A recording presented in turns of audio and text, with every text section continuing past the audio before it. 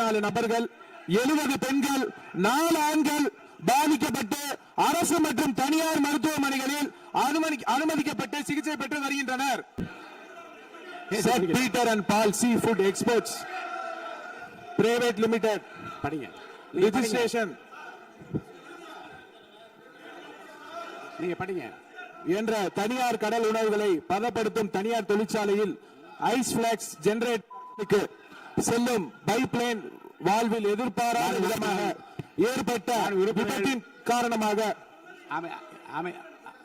உறுப்பினர்கள் அமருங்கள்.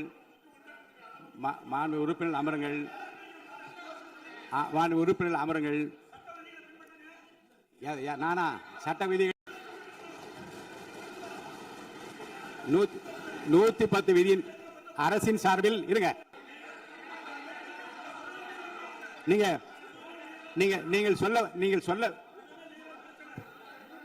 உட்காருங்க. நான் சொல்றேன். நீங்கள் சொல்ல விரும்புகிற கருத்துக்களை இன்றைக்கு ஏறத்தாழ 11 பேர் பேச இருக்கின்றார்கள். நீங்கள் என்ன சொல்ல விரும்புகிற கருத்து இருங்க. அமைச்சர் இப்போது 110 விதியின் கீழ் விளக்கம் அளிப்பார். இந்த விளக்கத்தில் உங்களுக்குள்ள கருத்துக்களை உங்களுடைய கட்சியின் சார்பில் பேச இருக்கின்றார்கள். பேசுகிறப்போ உங்க கருத்தை சொல்ற உரிமை நான் தருகிறேன். இந்த 0 அவர் கிடையாது. வினாக்கள் பாருங்க. பிசினஸ் அட்வைசரி கமிட்டியில உட்கார்ந்து பேசுகிற போது வினாக்கள் விடைகள் நேரமும் 0 அவர் கிடையாது என்று சொல்லிவிட்டோம். இப்போது இதை பற்றி இந்த கருத்துக்களை நீங்கள் பேசுகிற போது உங்கள் உறுப்பினர் சார்பில் எடுத்து வைக்க நான் அனுமதி அளிக்கிறேன். அப்போது நீங்கள் தாராளமாக பேசலாம். மாண்புமிகு அமைச்சர் பேசுங்க. மாண்புமிகு பேரவைத் தலைவர் அவர்களே, திருவள்ளூர் மாவட்டம் ஊத்துக்கோட்டை வட்டம் பெரியபாளையம் அருகே கன்னியர்பேர் கிராமத்தில் 21/6/2026 அன்று செட் Peter and Paul seafood exports private limited company என்ற தனியார் கடல் உணவுகளை பதப்படுத்தும் தனியார் தொழிற்சாலையில் ஐஸ் பிளாக்ஸ் ஜெனரேட்டர் மிஷினுக்கு செல்லும் பைப்லைன் வால்வில் எதிர்பாராத விதமாக ஏற்பட்ட விபத்தின் காரணமாக அமோனியா வாயு கசிவு ஏற்பட்டுள்ளது. இந்த விபத்தின் காரணமாக இதுவரை அங்கு பணியில் இருந்த 74 நபர்கள், 70 பெண்கள், 4 ஆண்கள் பாதிக்கப்பட்டு அரசு தனியார் மருத்துவமனையில் அனுமதிக்கப்பட்டு சிகிச்சை பெற்று அமருங்க. உறுப்பினர் அமருங்க.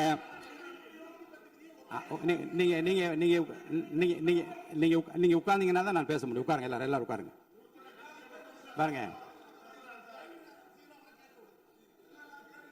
நீங்க நான் உங்க கட்சி தலைவர் பேசுற, நீங்க எல்லாம் குறுக்க ஏன் பேசுறீங்க? பேசாது, குறுக்க பேசாது. யாரோ ஒருத்தர் பேசுங்க.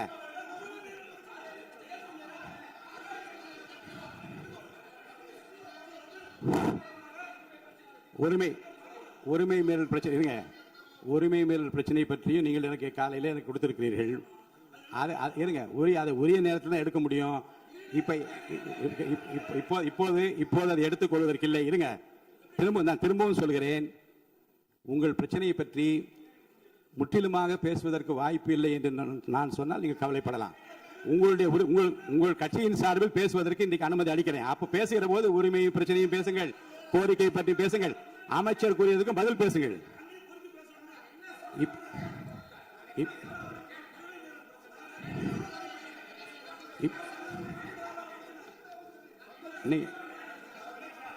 இப்போது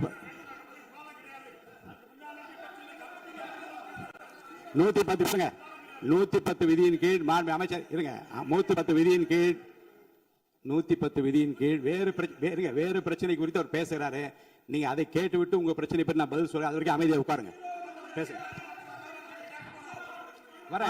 மாண்புமிகு பேரவைத் தலைவர் அவர்களே, இருங்க. எதுக்கு இருங்க? இல்லங்க இல்லங்க பாருங்க, சபை விதிகளுக்கு உட்பட்டு தான் நடக்கிறேன். தயவுசெய்து சொல்றேன். அப்புறம் முன்னாடி அப்படி நடந்தது. பாருங்க, உரிமை பிரச்சனை பாருங்க. உரிமை பிரச்சனை நீங்க பதிலுக்கு பதில் பேசியா என்னால பதில் சொல்ல முடியாது. கொஞ்சம் அமைதியா கேளுங்க.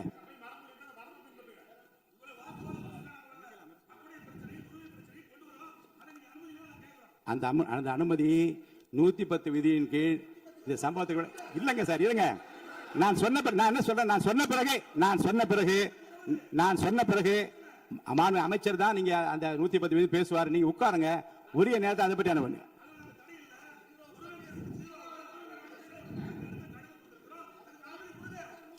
நூத்தி 110 விதியின் கீழ் அமைச்சர் விளக்கத்தை அளித்த பிறகு நீங்கள் நீங்க நீங்க நீங்க பேசுங்க. கிடையாது.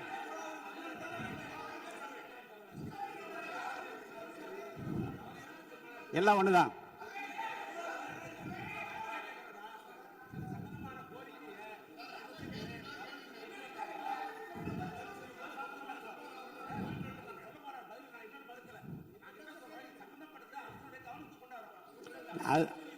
அதற்கு அதாங்க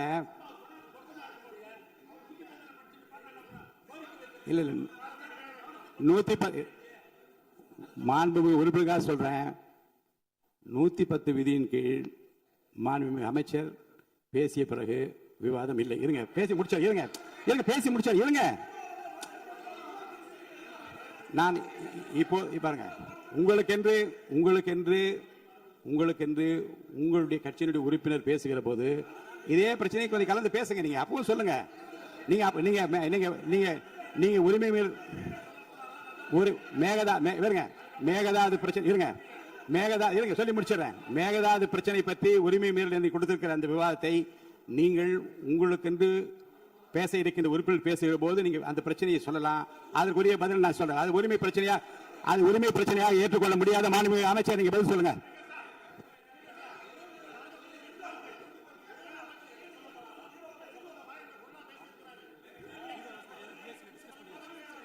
ஏற்கனவே அலுவல் ஆய்வு குழு எடுக்கப்பட்ட முடிவுபடிதான் நடப்பேன். அலுவல் ஆய்வு குழுவுக்கு மீறி நடக்க முடியாது. தயவுசெய்து அமருங்கள். மாண்புமிகு அமைச்சர் நீங்க உங்களுடைய 110 விதிகள் உங்களுடைய படிங்க. மாண்புமிகு பேரவைத் தலைவர் அவர்களே, இவ்விபத்தின் காரணமாக இதுவரை அங்கு பணியில் இருந்து 74 நபர்கள், 70 பெண்கள், 4 ஆண்கள் பாதிக்கப்பட்டு அரசு மற்றும் தனியார் மருத்துவமனைகளில் அனுமதிக்கப்பட்டு சிகிச்சை பெற்று வருகின்றனர். இதில் 15 நபர்கள் அரசு மருத்துவமனையிலும் 27 நபர்கள் தனியார் மருத்துவமனையிலும் தீவிர சிகிச்சை பிரிவில் அனுமதிக்கப்பட்டு தொடர் கண்காணிப்பில் உள்ளனர். 27 நபர்கள் சாதாரண சிகிச்சையில் உள்ளனர்.